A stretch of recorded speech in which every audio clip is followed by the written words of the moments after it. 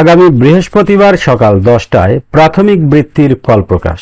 বৃত্তি পরীক্ষার ফল প্রকাশের সময়সূচি এর আগে একাধিকবার পরিবর্তন করা হয়। প্রথমে মে মাসের দ্বিতীয় সপ্তাহ, পরে ঈদ উল আজহার আগে, এরপর ঈদের পর এবং সর্বশেষ জুন মাসের মধ্যে ফল প্রকাশের পরিকল্পনা থাকলেও প্রাথমিক শিক্ষা অধিদপ্তরের শিক্ষা কর্মকর্তা মোহাম্মদ আব্দুর রেজ্জাক সিদ্দিকী এর আগে জানিয়েছিলেন, তথ্য ব্যবস্থাপনা বিভাগ ফল প্রস্তুতের কাজ শেষ পর্যায়ে নিয়ে এসেছে। নির্ধারিত সময়ের মধ্যে সব প্রক্রিয়া সম্পন্ন হলে মন্ত্রীর উপস্থিতিতে সংবাদ সম্মেলনের মাধ্যমে ফল প্রকাশ করা হবে। বিভিন্ন কারণে তা বাস্তবায়ন সম্ভব হয়নি। অবশেষে 9 জুলাই ফল প্রকাশের দিন নির্ধারণ করা হয়েছে। 2025 সালের প্রাথমিক বৃত্তি পরীক্ষার ফল আগামী বৃহস্পতিবার 9 জুলাই প্রকাশ করা হবে। ফল প্রকাশকে ঘিরে সব ধরনের প্রস্তুতি ইতিমধ্যে সম্পন্ন করেছে প্রাথমিক শিক্ষা অধিদপ্তর। নির্ধারিত সূচি অনুযায়ী সেদিন সকাল 10টায় প্রাথমিক ও গণশিক্ষা মন্ত্রণালয় আনুষ্ঠানিকভাবে ফল প্রকাশ করবে।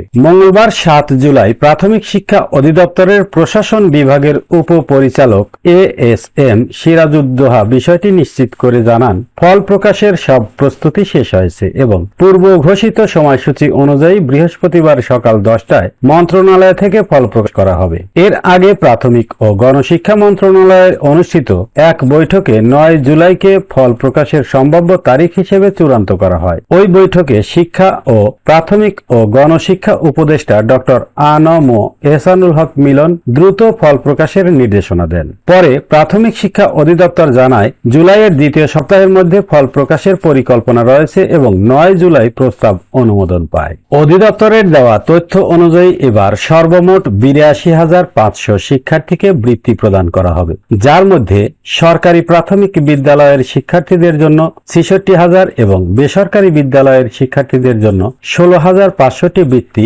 বরাদ্দ রাখা হয়েছে। মেধার ভিত্তিতে ট্যালেন্ট পুলে 33,000 এবং সাধারণ কোটায় 49,500 জন শিক্ষার্থীকে ওই বৃত্তি দেওয়া হবে। ট্যালেন্ট পুলে নির্ধারিত শিক্ষার্থীরা প্রতি মাসে 300 টাকা এবং সাধারণ বৃত্তি প্রাপ্তরা 225 টাকা করে পাবেন। পাশাপাশি উভয় শ্রেণীর শিক্ষার্থীরা বছরে এককালীন আরও 225 টাকা করে আর্থিক সহায়তা লাভ করবেন। ষষ্ঠ ও সপ্তম শ্রেণীতে অধ্যয়নকালীন পরবর্তী 2 বছর তারা এই সুবিধা পাবেন। IPEMIS পোর্টাল এবং SMS এর মাধ্যমে শিক্ষার্থীরা ফলাফল জানতে পারবেন।